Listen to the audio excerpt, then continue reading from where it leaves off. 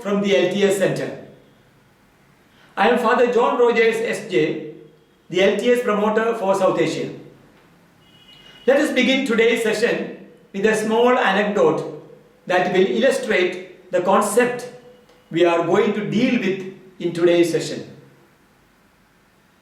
It was a surprise class test that lasted just for 10 minutes. As a part of training in time management, the teacher gave 30 seconds to everyone to get ready with the answer sheet and pen. Everyone took their paper and pen and was ready except Rachel. She was still drawing margins on her paper with precision. The test began. The entire class started to write their answers without wasting a moment, as they had just 10 minutes at hand. But interestingly, Rachel was still getting ready with her answer sheet. She liked to make proper margins by drawing a box around so that she can neatly present her answers inside the box. Then she would write her name neatly in calligraphy on top of the paper and then carefully put the page numbers at the bottom of the page. That was her style, and she was very particular about her customs. But she did not realize that her artwork took almost 4 minutes to complete the beautification as per her taste. In the bargain, she was left with just 6 minutes to read the questions and write the answers in haste. Obviously, she could not complete the answers and she got a poor grade. Today, keeping the example of Rachel in mind, we will reflect on essentials and non-essentials, a significant concept that will help us to build a better life. This is another important criterion of distinction we need to keep in mind when we build our lives and organize programs. The things around us can be divided into essentials and non-essentials. Everything that is around us is not necessarily needed to live a happy life. Though some things may be useful to add color to life, we realize that we can do very well without them. As we grow in age, wisdom and grace, we will be able to distinguish the two better and will be contented with the essentials and will concentrate more on personalizing the essentials of life. As we distinguish the role of both the essentials and non-essentials in life, we can also apply the same theory to the LTS programs. The materials, equipment, arrangements, and steps that are part of any program can be divided into the essentials and non-essentials. Though we are using the example of the LTS programs, this is applicable to every aspect of life. Let us consider the essentials first. These are the most important components that constitute our life or a program. In other words, these are the elements that are considered the DNA of our life or of a program. For example, in the LTS, it is important to start events, training sessions, and meetings promptly on time and with an interfaith prayer service. Similarly, every program needs to have the two essential aspects that the LTS consciously promote: leadership training and service.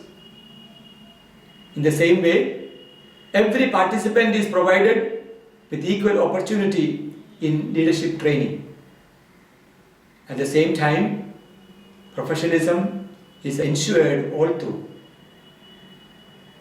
These essentials make the LTS program really an LTS program.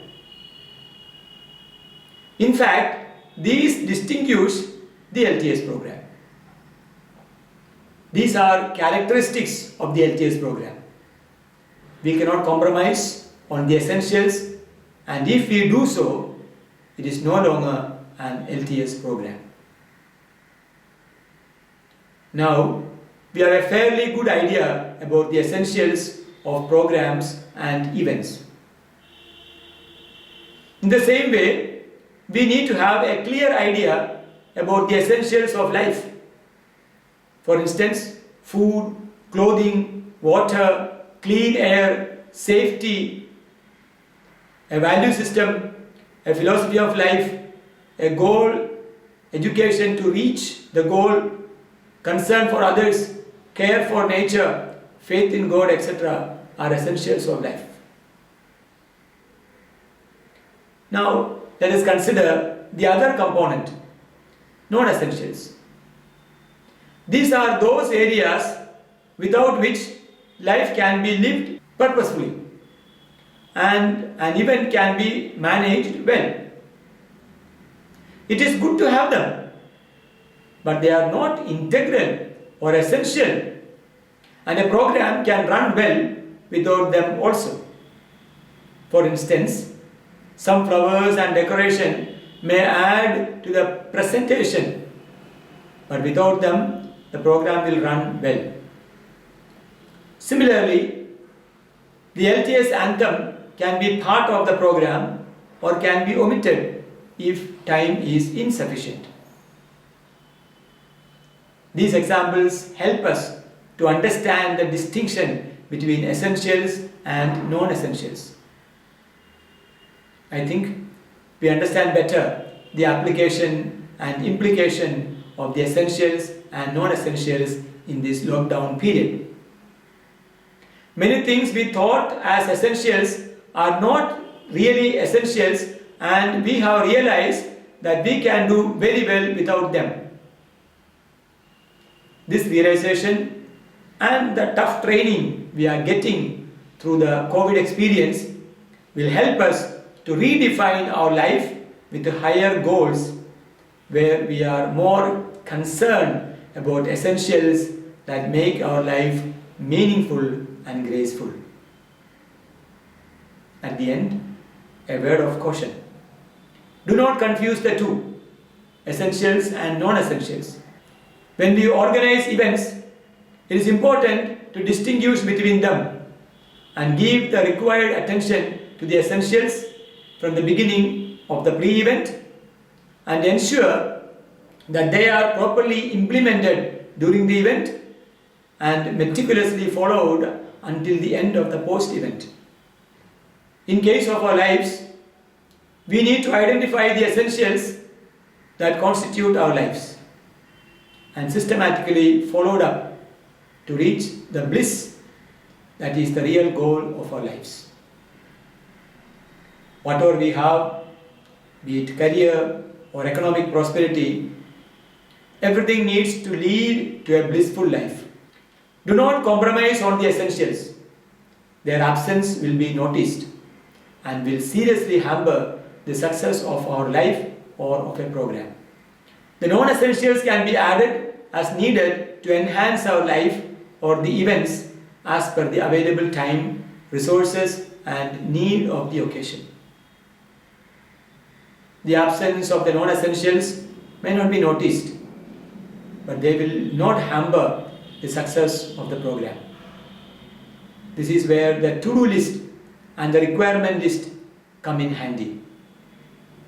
All the essentials will find their place in the to-do list and the requirement list. Meticulous planning requires that you write down the essentials and also some of the things that are non-essentials but can add beauty to the program if added. During this week, try to identify essentials and non-essentials of life and learn to include them in your planning process.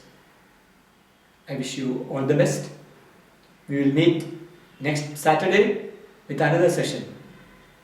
Continue to express your ideas and reflections through the comments you make. Make these sessions available to the rest of your family members, relatives and friends by sharing with them. May God bless you all.